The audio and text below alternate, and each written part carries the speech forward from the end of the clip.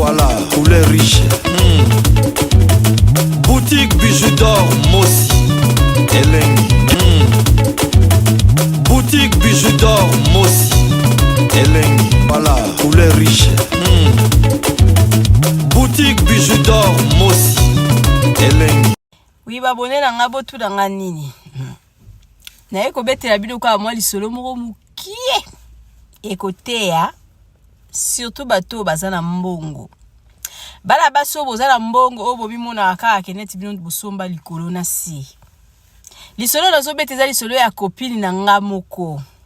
Copine na ngamo na mboka Kongo na otosola na esikoyo. Botu na nganini? Modèle copine na ngaza ko maltraiter nunu ya mwana na ye.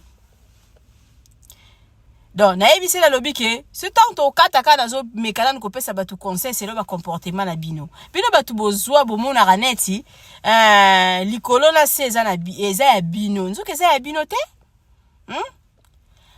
Ba mama bobila da lelo baza wapi? Oui magati kana ba bomengo na ye azikana ba mbongo na ye aza na ye bien azo souffrir ta aza na ye aza oyaza. Mais époque na bango elika. Donc ba pouvoir o azala ki dango ta msusu lelo azala nango lisusu te. Ye kutu bien aza na bonne santé. Ezala mutu mususu okokoza ozaka na mbongo mais santé frappé yo ka ba nunu wana ka ba la misala wana ta msusu bango mutu bakomi ko sunga yo. Donc mokile ezala ba surprise ebele bande ko na ko yebisa nuka likamoko ya mukie o esala misikoyo.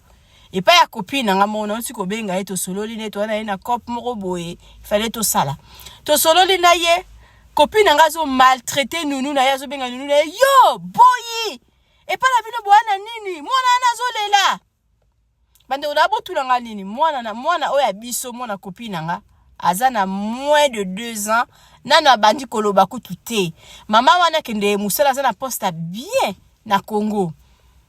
Akende musala mobali na akende musala bazwa nunu wana vanda epala bango nunu wana mutasukipa na mwana nunu wana mutasala ka nyonso pola mwana wana mais copine nga zo bosa na zo maltraiter nunu wana lelo okende musala ye kutavanda na mwana wana te ezala ka pesa nga ye okay aliaki asala ki boye tala e pampers pesa e miliki sala le poto kaka nunu wana mais ozo maltraiter yende kunanga.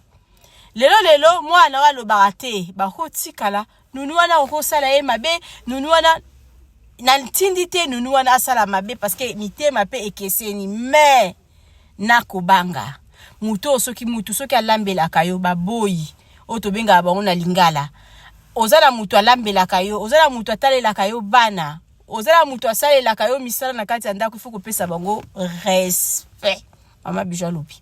Parce qu'on sait pas. Et puis mon kilo yo e balukara nango. Lelo ya yo lobi pe ya muninga bazwa bakoma pe ba pauvre. To ba kopesa batu respect. Ce muto osalela yo eli ko lobateka za muumbu na yo. Ata biso ba oto zana batu basalela biso misala na Kongo ngala la apongia we. Ba oto bazakuna ba osala misala. Pourquoi leur maltraiter bango? Il faut na yebisa bango ke biloko wana eza ya bino. Pona ngala zala kate. Lelo so musale zat e musale bosali musala mabe. Bino boko souffrir, bino boko kende. Ngala oluka balokate na tia bango na banda kunanga. Et puis na ozalaka o ngala zalaka. Na poto na zenge lokote. Donc bosala musala mutema moko po musala neza ya bino. Nde na yebisa bango bongo na lakisa bango penza amour lobi ke biloko neza ya bino. Bosala musala biye po batu bayaka surtout na berge na biso za na matongi na Irebu A37 batu bayaka po na bino bozanga misala osala te lelo so batu bazo yate ngala o changer na ngaba boule mais donc baza batu ngala la apongi na solo na bango très bien na ko maltraiter bango te po ngala zala raté bande ko na ngai so za na mona musala na ndako aza mutu lokola yo il faut pas ko maltraiter bango. Mwana musala lambela kayo, mwana musala lambela kabana, ezala chauffeur akende ekotike lobala na classe, chauffeur akende ekosala parce que baza même na ba chauffeur. Akende ekosala yo, akende ekosala yo ba course, lelo chauffeur akokoza na bala na kati ya voiture, soko maltraita kaya, ko kile pe ko kende ko signer, ko kende ko tout sa voiture, ba kende ko kufa na bana. Donc il faut pas vraiment bande kolangai pardon na bolingwa nzambe soko za mutu azo sala musala pona yo aza moumbu na yo te il faut to yeba ndeni to ko vanda na bala misala na biso nga kutu mona nkombo ya kimona musala na lingala so na bien te pa na ngai parce que na mona akaso bengi mutu mona musala neto fingi Il faut tous la bien na bato bazo sala misala pona biso ngala mona abo baza ba partenaire na ngai parce que bango bazo sala sans bango ngai moyena sala musala ezate donc tozo sala misala tozala besoin toujours ya bato au conseil de ngena pesa bino ka yangwana soko maltraitera boy na yo na kati ndaku en tout cas tika parce que un jour akoki ko simbiso touche akoki ko tinda pe basase ba koti na ndaku na yo akoki pe mutu pa akoki ko ya utiliser ye pona asala yo mabe soko zala na bango bien akoki ko zala tala mawa wana lobite mama zala na biso bien en tout cas na koki jamais ko zwa mbongo oyo mutu asengi pona na livrer patron na ngai na betela bino mo lisolo mukie na betela bino mo lisolo mukie o esalamela ngai nazaka na gérante na nga moko gérante na ndo travailler très bien abande ko bosser penza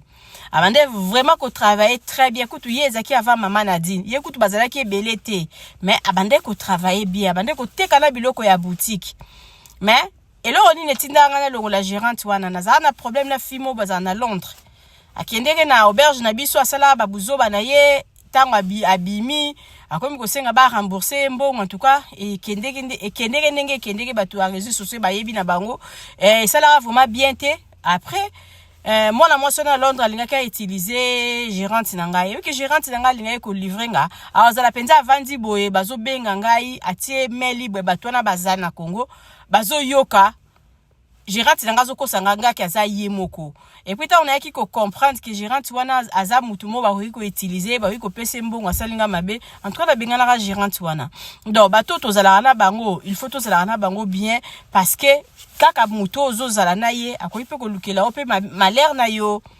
donc toki marepa ya bato libanda pona toyebi ke kuna lelo so asalinga mabe na koki ko kangisa ye mais il faut ka kozala na bango malamu poza na sécurité parce que bandeko na yo mo bakoki ko boma yo bo mutu libanda ils a vraiment conseil tous ala bien na bato bosa la biso misala parce que ça bango mobulu mutu nyoso to azana importance na kati ya mokilo yo merci soko lingo ke ni congé na kin contactenga tozana ba auberge na biso zana matongi na Irebu A37 avant na moi OSI la toujours fungwela bino boutique ça na 3e niveau kune kozala wow eza penza lokola ba boutique ya memling tozana nyoso donc zala wana déjà parce que to ko lancer ba invitation na biso boya ko tala biloko ekoti na boutique oya tozana ba produits zo bongisa nzoto penza ya solo en direct de Bundes quand de mama bijou na lobi olingo ke ni congé na kin contacter biso tozana auberge na biso ezo yamba bato modèle na modèle kuna penza bana venia Irebu basepela parce que bazwa ba mindele o baloba kuto ta français te bazwa ba mindelo bazoloba anglais baloba bazwa ba mindelo bazoloba français balozwa ba ndibu bazwa ba chinois bazwa ba congolais. Alors contactez Mama Bijou pose place na ya kolala ba chambre la biso bandi à partir à $15 aux à la journée d'ici et puis toza la boutique au tozo préparé pour le moment biloko za ya kokanga toza ko préparer avant moi oyo esila ce qui esili peut-être na ba debit ya ba ya bax to sala la bino annonce to fungo la boutique na biso oyo ezo fungwa manama tongi na Irebu A37 ezala rêve à Mama Bijou musala ya boutique na sali nango plus de tokokolo ba 3 plus de 30 ans. Donc, na bizala vraiment na posa dans la toujours na boutique. Waneza vraiment identité nanga jamais na kanga boutique. Toujours fongwela bino boutique na 3e niveau. Nyo soto za nakati. Contactez biso oyeba journée au bilo kwa sike kokota. Merci. Yasika ye. Mama Bijou dort à Memeli bino appartement oyo ba uti ko renouveler yango ya sika. Mama Bijou dort à lobby olingo kende na yo congé na kin adresse ezalaka kaka moko na matonge na Irebu A37 ba appartement ezali ya ba prix nyoso tozala ba chambre ya ba $15 o ezali lit à 2 personnes eza na climatiseur eza na télévision eza na frigo eza na véranda okoyamba bapaya et puis eza na cuisine commun ba chambre oyo bozomona ezali chambre salon cuisine ezalaka na oka na $40 ya pamba. Mama Bijou alobi epala biso mbongo nyonso toza nango oprésente ye azwaka na ye surtout soki oyekowumela akitisaka baprix botala appartement ndenge eza kitoko, chambre salon cuisine toza nango mibale oyo bozomona eza na rez-de-chaussée, toza na mosusu na premier niveau oyo ezalaka na $35 ya pamba. Botala ndenge chambre eza kitoko, botala propriété eza na kati ya appartement oyo. Mama Bijou akangi masolo ya ba flat nyonso na Congo oyo ya ba prix kitoko. Service à malamu kuna ezalaka nde famille. Epa na biso babungisa kiloko te. Epa na biso soki okei atoza na ba famille te oko se sentir à l'aise ti mokolo kozonga. Toza na ba chambre à $20, ya $15, appartement ya $40, appartement ya $35. Mbongo nyonso oza nango Mama Bijou azwaka.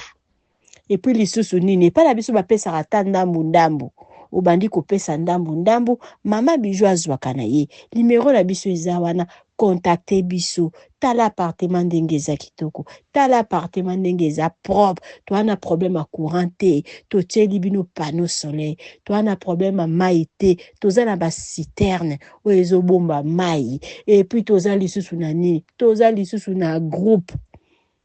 Ok, lelo courant eza te bokoki kopelisa groupe na bino.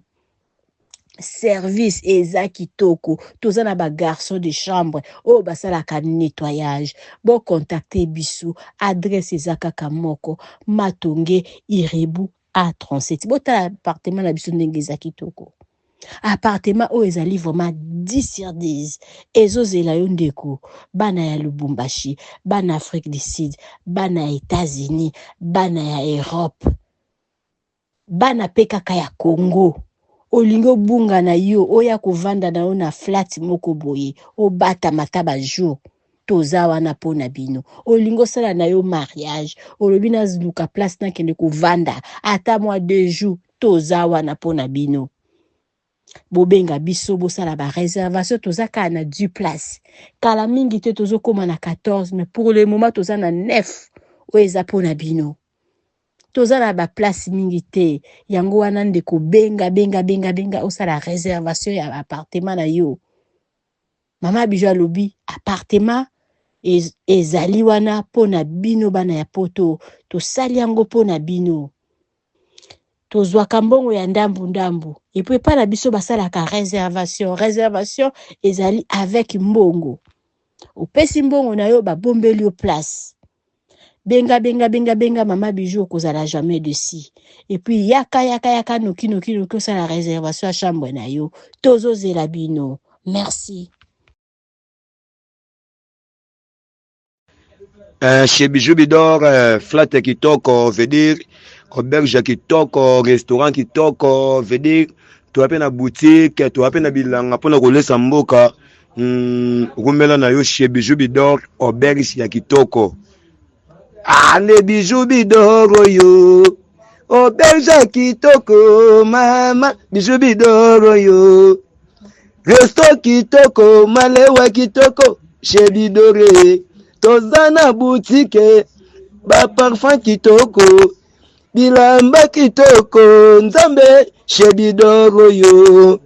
Kuna na Matonge, avenue Irebu A37, kuna Bidore. Tozataka kitoko, mama asala pe bilanga, pona kolesa peuple congolais, mama chez Bidoro yo. Flotte kitoko, chez Bidoro yo.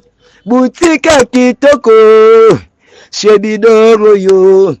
Restaurant kitoko, malewa soin, mama sociale, chez Bidoro yo. Ezalaka na Matonge Irebu A37, kolala pongi kitoko, atouti na mboka mindele, soko ye konje na Congo okolala chez Bidoro yo. Fete kitoko, mama chez Bidoro yo. Restaurant kitoko, boutique kitoko, epa Bijou Bidore na Matonge avenue Irebu A37, tolali kitoko mama. Hey, toke, rumela, rumela. Chez Bijou Bidor et Flatter Kitoko, rumela, rumela.